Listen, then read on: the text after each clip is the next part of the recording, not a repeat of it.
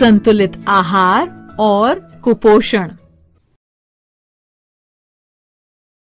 इस वीडियो में संतुलित आहार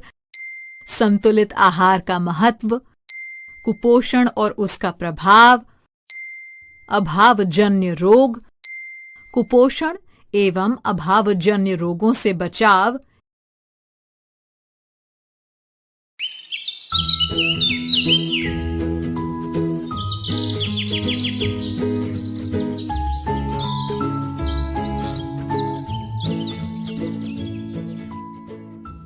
अरे वाह, देखो बुधवार को तो मेरी पसंद का मटर पनीर खाने को मिलेगा। मजा ही आ जाएगा। अरे बच्चों, तुम सब क्लास के बाहर क्या कर रहे हो?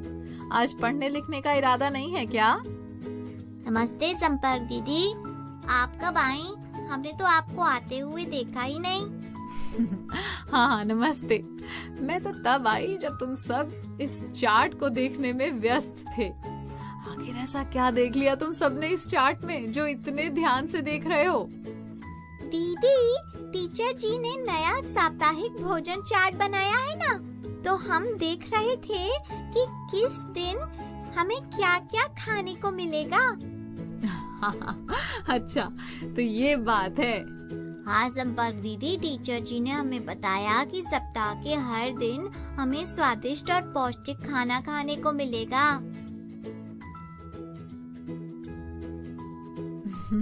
जरा मैं भी तो देखूं चार्ट में कौन कौन से व्यंजन हैं।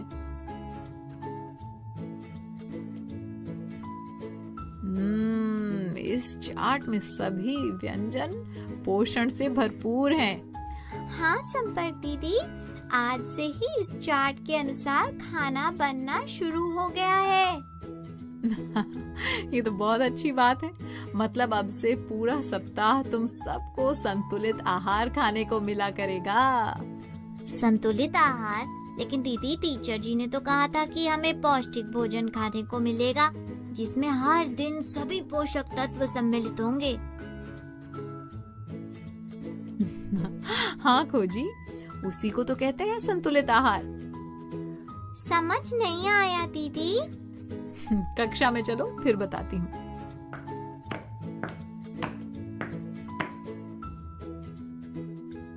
अब बताइए ना दीदी, क्या होता है ये संतुलित आहार? समझाती हूँ बच्चों। संतुलित यानी सही मात्रा और आहार यानी भोजन। तो संतुलित आहार मतलब ऐसा भोजन जिसमें सभी पोषक तत्व सही मात्रा में उपस्थित हों। अंग्रेजी में इसे बैलेंस्ड डाइट कहते हैं। तब तो संतुलित आहार खाना बहुत जरूरी है दीदी। हाँ खोजी, संतुलित आहार ही शरीर को सही पोषण देता है और शरीर में रोग प्रतिरोधक क्षमता यानी बीमारियों से लड़ने की शक्ति को बढ़ाता है, जिसके कारण हम बीमारियों से बचे रहते हैं। अरे वाह दीदी, फिर तो ये साप्ताहिक भोजन चार्ट ही नहीं, संतुलित आहार का चार्ट भी है। हाँ सवाली, बिल्कुल सही कहा। रसोई घर में कुकर की सीटी भी बज गई। लगता है चावल पक गए। एक और बात पता है बच्चों, सही पोषण के लिए भोजन को सही तरीके से पकाना और खाना भी जरूरी है। पर ऐसा क्यों दीदी? क्योंकि कुछ पोषक तत्व खाद्य पदार्थों को गलत तरीके से पकाने से और कुछ छिलकों को छीलने पर नष्ट हो जाते हैं। उदाहरण देकर समझाइए ना दीदी। बताती हूँ खोजी। जैसे विटामिन बी, विटामिन सी युक्त भोजन को पानी में डालकर आग पर पकाया जाए तो ये नष्ट हो जाते हैं, क्योंकि ये पानी में घुलने वाले विटामिन हैं। तो फिर ऐसे खाने को कैसे पकाते हैं संपर्क दीदी? बहुत अच्छा सवाल पूछा तुमने सवाली। तुम सबने देखा होगा कि कुछ सब्जियां जैसे शलजम, पालक, मशरूम आदि को बिना पानी के ही पकाया जाता है। देखा है ना? गाजर की सब्जी में भी पानी नहीं होता दीदी। हाँ संपर्क दीदी, मेरे घर में तो बिना पानी के बनी सब्जियों को सूखी सब्जी भी बोलते हैं। इन सब को इसलिए बिना पानी के पकाया जाता है ताकि इनके विटामिन नष्ट न हो, समझे ना? जी दीदी। एक बात और बच्चों, जिन फलों को छिलकों के साथ खाया जाता है जैसे सेब, अंगूर, अमरूद आदि, अगर उन फलों के छिलके उतार कर खाएं तो उनके खनिज लवण भी नष्ट हो जाते हैं। सच्ची संपर्क दीदी? हाँ सवाली, केवल फल ही नहीं, हमें सब्जियां जैसे गाजर, मूली, शलजम, खीरा आदि सलाद के रूप में कच्ची और छिलकों के साथ ही खानी चाहिए, जिससे हमें सभी विटामिन और खनिज लवण भरपूर मात्रा में मिलें और हम कुपोषण से बचे रहें, समझे? हाँ दीदी, पर ये कुपोषण क्या होता है जिससे आप बचने की बात कर रही हैं? कुपोषण मतलब कम पोषण। पोषक तत्वों से हमारे शरीर को पोषण मिलता है। अगर हम पोषक तत्वों वाला खाना न खाएं या हमारे भोजन में एक लंबे समय तक किसी विशेष पोषक तत्व की कमी रह जाए तो हमारे शरीर का शारीरिक, मानसिक और बौद्धिक विकास रुक जाता है और शरीर कुपोषित यानी पोषण रहित हो जाता है।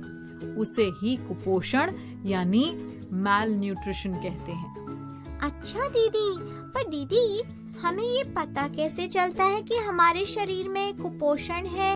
बहुत अच्छा प्रश्न है सवाली।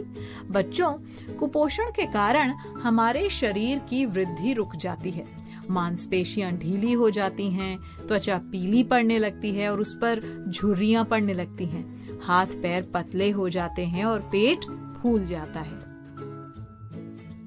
अरे दीदी, ये कुपोषण तो हमारे शरीर के लिए बहुत ही हानिकारक है। हाँ खोजी, सही कहा। एक और बात बच्चों, कुपोषण के कारण हमें जल्दी थकान होने लगती है, चिड़चिड़ापन और घबराहट होने लगती है। कुपोषण से कमजोरी, वजन में कमी और शरीर में सूजन भी आने लगती है।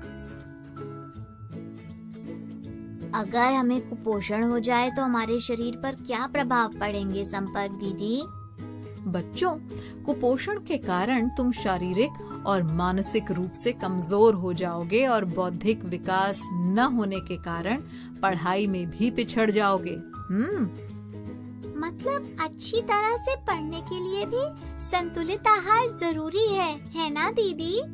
हाँ सवाली, इसके अलावा कुपोषण के कारण तुम्हारा वजन भी कम हो जाएगा, मांसपेशियां कमजोर हो जाएंगी और जब तुम बड़े हो जाओगे तो किसी भी काम को करने के लिए तुम्हारे शरीर में शक्ति की कमी हो जाएगी।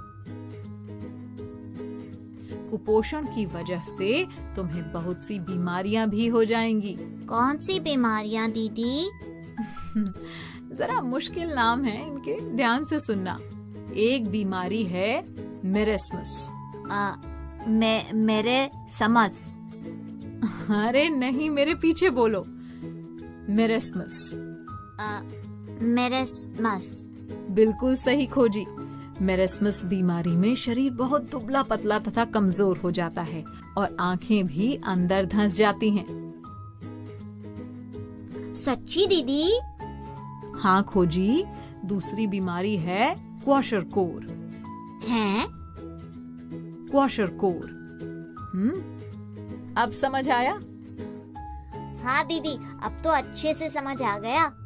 इसमें शरीर में सूजन हो जाती है तथा हाथ पैर कमजोर और बाल भी पतले हो जाते हैं। एक बीमारी में शरीर दुबला और दूसरी में सूजन?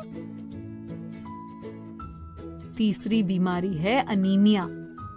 इस बीमारी के बारे में तो आपने हमें बताया था ना दीदी?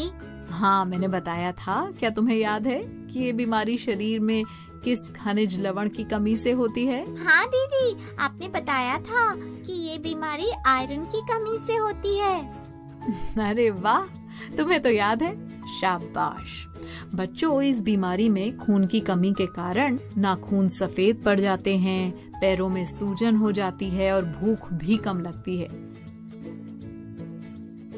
ये सब बीमारियां शरीर में पोषक तत्वों के अभाव के कारण होती हैं। इसलिए इन्हें अभावजन्य रोग यानी डेफिशिएंसी डिजीजेस भी कहते हैं।